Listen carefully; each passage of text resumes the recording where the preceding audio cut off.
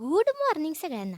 तर आत्ताच झोपेतून उठलं बघा आणि उठल्या उठल्या फोन आलाय मला. "पोरे अगं डबिंगची फाईल पाठव की कधी पाठवतेस?" हे बघा आता उठल्या उठल्या कसलं चेहरा माझा दिसायलाय बघा की. पण कशाचं काय अहो मध्येच थोबाडावर कसला पिंपल आलाय. कधी जाणार काय माहिती जाऊ दे. आयुष्यात लई माती खाल्ली आहे मी. अजून एकदा माती खाल्ली. थांबा सांगते कसं ते.